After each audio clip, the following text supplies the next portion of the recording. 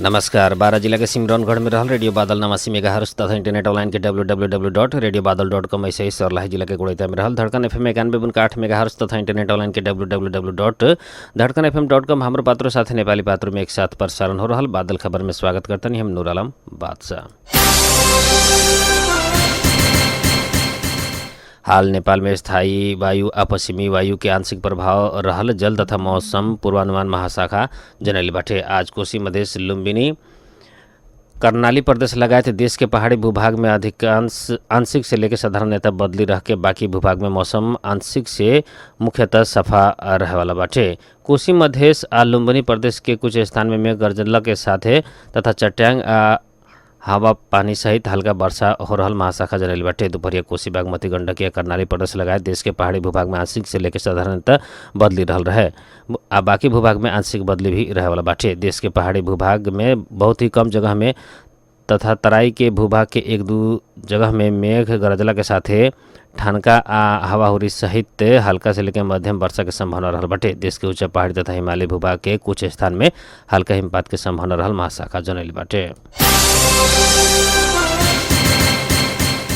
भारत संगे जुड़ल पर्सा के सीमाना का 3 दिन बंद होखेवाला भइल बाटे। जिला प्रशासन कार्यालय पर्सा से यह जेठ 10 गते से 12 गते संझिया 6 बजे तक भारत संगे जुड़ल पर्सा के सीमाना का बंद होखे के जनैले बाटे। जिला प्रशासन कार्यालय पर्सा के प्रमुख जिलाधिकारी दिनेश सागर भूषाल भारत के बिहार राज्य के पश्चिमी चंपारण जिला में जेठ 12 गते होखेवाला लोकसभा निर्वाचन के लक्षित दू देश बीच के सीमाना का बंद होखे के बतैले बानी। भारत के बिहार राज्य के पश्चिमी चंपारण जिला में होखे जा रहल निर्वाचन के शांतिपूर्ण भय रहित वातावरण में संपन्न करेला यह सू के बैठल बीडीसीसी बैठक के निर्णय अनुसार निर्वाचन होखे से 48 घंटा पहले से सीमाना का बंद करके निर्णय भइल बाटे। सीमाना का बंद करके आज 6 राज्य आ 2 केंद्र शासित प्रदेश के करके लोकसभा के 49 सीट के खातिर मतदान शुरू भइल बाटे। मतदान स्थानीय समय अनुसार सवेरे 7 बजे से शुरू होके संझिया 6 बजे तक जारी रहल रहे।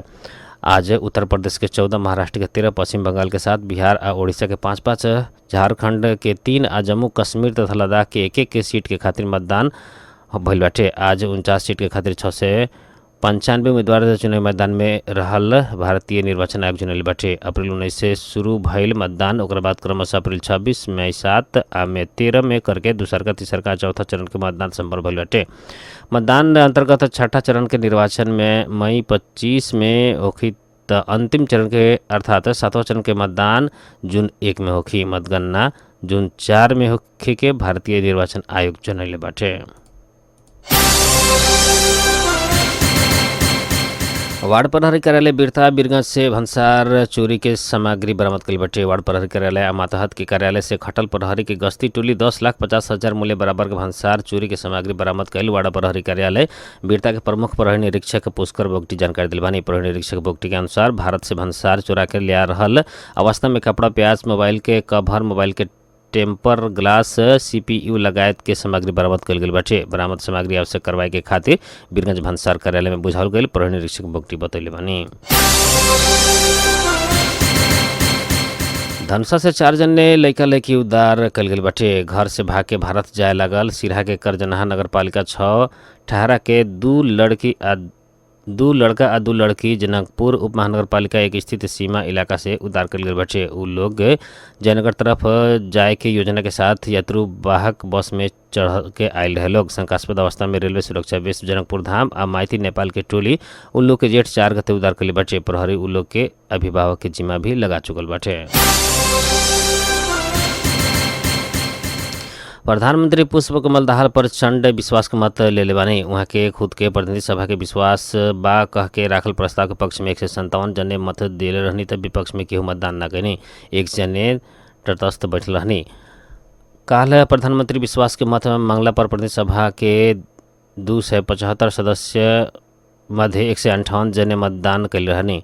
प्रतिनिधि सभा में प्रधानमंत्री अपन पक्ष में बहुमत देखावे के खातिर कमती में 138 जने के समर्थन जुटावे के रहे।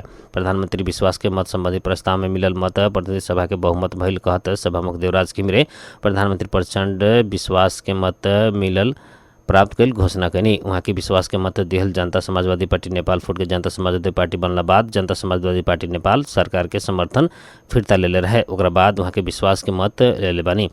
उनका के एमाले राष्ट्रीय स्वतंत्र पार्टी जनता समाजवादी पार्टी के कृत समाजवादी पार्टी नागरिक उन्मुक्ति आ जनमत पार्टी सहित के दल सब विश्वास के मत देले बाटे। वहाँ के इससे पहले 21 फागुन में विश्वास के मत लेले रहनी। कांग्रेस के सहकार्य तोड़ला बाद उ बेरिया वहाँ के विश्वास के मत लेले रहनी। जनता समाजवादी पार्टी के अध्यक्ष उपेंद्र यादव से दायर कल रिट देखे के न मिलल कहत स्थगित भइल बाटे। सर्वोच्च अदालत के न्यायाधीश प्रकाश कुमार ढुंगाना के इजलास में पेशी तोकल गई मुद्दा अंतिम में पेशी रहल रहे।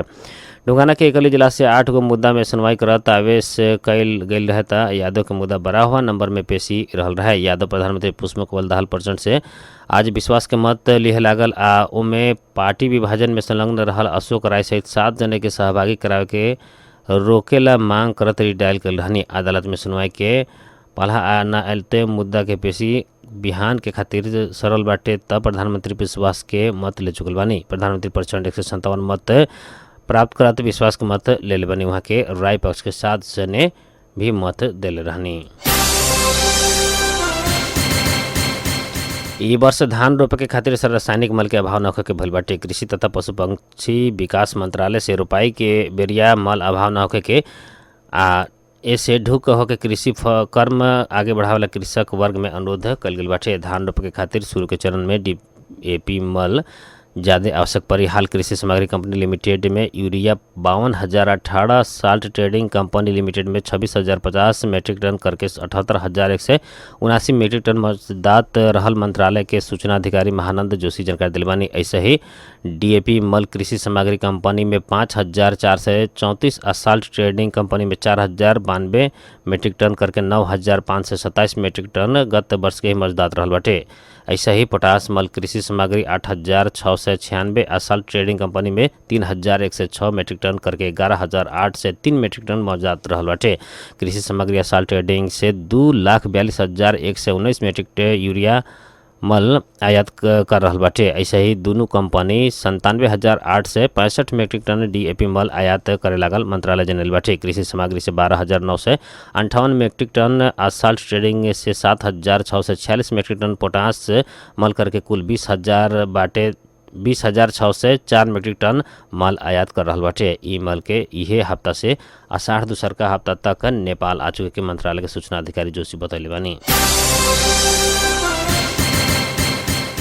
भारतीय प्रहरी घर में लुका के राखल 60 लाख नेपाली रुपया आज बरामद कले बाटे। भारतीय प्रहरी रक्सौल के घर में छापामारी करला पर 60 लाख नेपाली रुपया सहित 94 लाख रुपया बरामद कर गए बाटे। यह 25 तारीख रक्सौल क्षेत्र में होखे जा रहल लोकसभा के निर्वाचन में पैसा बांट के वोट किने के खातिर रकम भंडारण कल गए गुप्त सूचना के आधार में प्रहरी उक्त घर में छापामारी करके पैसा बरामद कले बाटे। रक्सौल के ध्रुव गुप्ता आ अमरीश गुप्ता के घर आ दुकान में काल संझिया प्रहरी छापामारी कैले रहे। बरामद कल गई 94 लाख रुपया रकम मध्य नेपाली 60 लाख और भारतीय 34 लाख कर के साथ रुपया गने वाला मशीन भी बरामद भइल भारतीय प्रहरी बतैले बाटे। SSP के कमांड में रक्सौल अंचलाधिकारी के संयुक्त टोली से छापामारी कल गई रहे।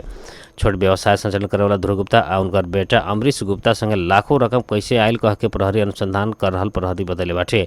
बिहार में लोकसभा चुनाव बाटे। चुनाव में बांटे के रकम हो सके के भारतीय प्रहरी के आशंका रहल बाटे। 6वां चरण के लोकसभा के चुनाव मई 25 तारीख अर्थात जेठ 12 गते हो रहल बाटे।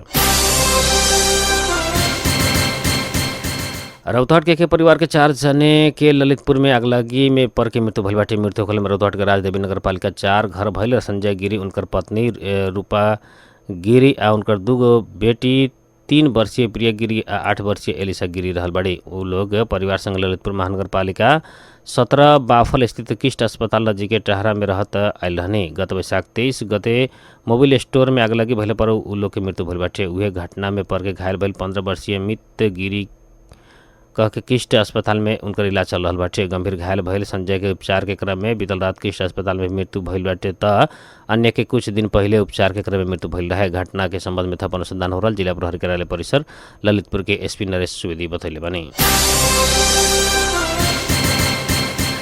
ईरान के राष्ट्रपति इब्राहिम राइसी के हेलीकॉप्टर दुर्घटना में मृत्यु भइल पुष्टि भइल बाटे। वहाँ के सेना दुर्घटनाग्रस्त हेलीकॉप्टर के भग्नावशेष मिलला बाद ईरानी अधिकारी सब एकर दावी कैले बानी।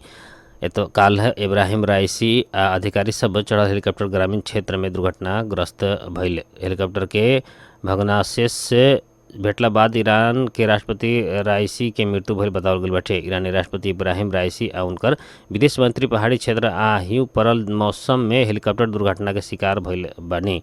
दुर्घटना में राष्ट्रपति राइसी चढ़ल हेलीकॉप्टर पूर्ण रूप में जरल बाटे। हेलीकॉप्टर में सवार सभी यात्री के मृत्यु भइल अनुमान कइल गइल बाटे। दुर्घटनाग्रस्त हेलीकॉप्टर के वीडियो भी ईरानी मीडिया सार्वजनिक कइल बाटे। वीडियो में हेलीकॉप्टर टुकड़ा टुकड़ा भइल चारों ओर भग्नावशेष से पड़ल देखल गइल बाटे।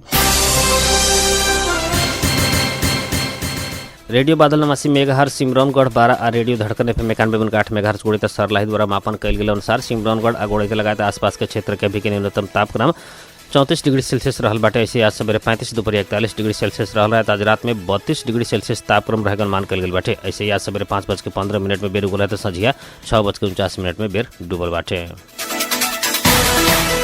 12 जिला के सिमरौनगढ़ में रहल रेडियो बादल 89 मेगाहर्ट्ज तथा इंटरनेट ऑनलाइन के www.radiobadal.com ऐसे ही सरलाही जिला के गोड़िया में रहल धड़कन FM 91.8 मेगाहर्ट्ज तथा इंटरनेट ऑनलाइन के www.धड़कनfm.com। हमरो पात्रों साथ नेपाली पात्रों में एक साथ प्रसारण हो रहल बादल खबर से प्राविधिक मित्र रुस्तम सहित हम नूर आलम बादशाह की विदा दी। नमस्कार।